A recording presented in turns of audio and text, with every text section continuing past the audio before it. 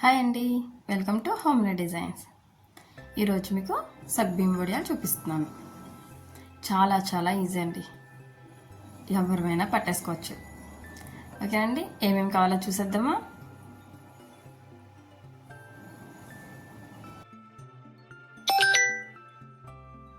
నేను ఒక గ్లాస్తో అయితే తీసుకుంటున్నానండి సగ్బియ్యం. మీరు ఏ గ్లాస్తో అయితే తీసుకుంటారో చివరి వరకు అదే గ్లాస్తో కొలతలు చూసుకోండి. ఒక గ్లాసు సగ్బియ్యం అండి 2 గ్లాసులు నీళ్లు పడతాయి. ఇవి మనం రేపు అనగా వడియాలు పడతా ఉన్నప్పుడు ముందు రోజు సాయంకాలమే నానబెట్టేసుకుని ఉంచుకోవాలి. నేను సాల్ గ్లాస్ కన్నా తక్కువ తీసుకున్నానండి కొంచెం. ఇవి నానబెట్టుకుని పక్కన పెట్టేసుకోండి. ఇవి ఆటోమేటిక్గా సగ్బియ్యం పీల్చేసుకుంటాయండి మార్నింగ్కి. ఓకేనండి, ఇందులో జీలకర్ర, పచ్చిమిర్చి, అల్లం వేయాలి. పచ్చిమిర్చి ఒక గ్లాస్కి 5 పచ్చిమిర్చి సరిపోతాయి. స్పూన్ జీలకర్ర, అల్లం మీకు ఇంచుమించుగా తెలిసిపోతాయి అనుకోండి. సరే అండి, నెక్స్ట్ ఉడకబెట్టడానికండి ఇప్పుడు ఏ గ్లాస్ అయితే సగ్బియ్యం తీసుకున్నామో అదే గ్లాస్తో 6 గ్లాసులు నీళ్ళు తీసుకోవాలి. మొత్తంగా మనం నిన్న నైట్ నానబెట్టిన 2 గ్లాసులు, ఇవి 6 గ్లాసులు, మొత్తం 8 గ్లాసులు అవుతాయండి. ఓకేనా, ఉప్పు తగినంత ఇది చూసుకోండి. నీళ్ళు మరిగాక ముందుగా నానబెట్టుకున్న సగ్గుబియ్యాన్ని వేయాలండి. కలుపుతూ ఉండండి, లేకపోతే మాత్రం అది అడుగంటుకుపోతుంది. ఉడికేంత వరకు మాత్రం కలుపుతూ ఉండండి.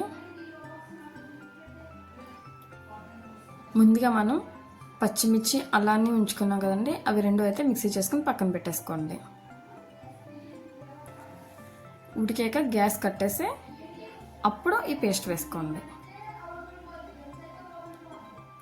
ఈ వేడి మీదే వడియాలు పట్టాలండి, మరి చల్లారకూడదు.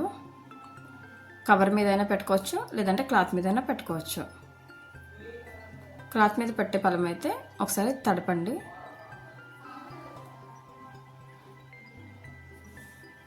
అంతేనండి, చాలా ఈజీ కదండి. నా వీడియోలు మీకు నచ్చితే లైక్ చేయండి, షేర్ చేయండి. ఎవరైనా సబ్స్క్రైబ్ చేయకపోతే తప్పకుండా చేయండి. ఈ వడియాలు అయితే ఇష్టపడలేని వాళ్ళు ఎవ్వరూ ఉండరండి. ఇవి ఆయిల్ కూడా ఎక్కువ అయితే లాగవండి. మీకు ఇది ఉడికిందా లేదో తెలియాలంటే మాత్రం కొంచెం తీసుకుని ప్లేట్లో వేసుకుని చూసుకోండి. పాకకుండా మీరు వేసిన చోటే ఉంది అనుకుంటే చాలండి. ఓకేనండి, వడియాలు పెట్టేద్దామా? మేమైతే కవర్ మీద పెడుతున్నామండి. మార్నింగ్ పెట్టేసరికి ఈవినింగ్ ఎక్కువ ఎండ ఉంటే మాత్రం ఈవినింగ్ కల్లా సరిపోతుందండి, ఆటోమేటిక్గా అవే వచ్చేస్తాయి. అదే ఎండ సరిగ్గా లేకపోతే కనుక నెక్స్ట్ డే మాత్రం మళ్ళీ పెట్టుకోండి. వడియాలు తీసి మళ్ళీ ఒక 2 డేస్ అయితే ఎండలో పెట్టుకోండి.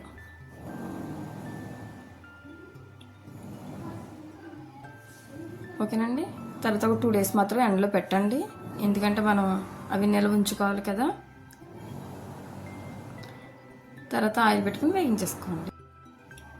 ఓకేనండి, వేడి వేడిగా సగ్బియ్యం వడియాలు అయితే రెడీ అయిపోయినాయండి.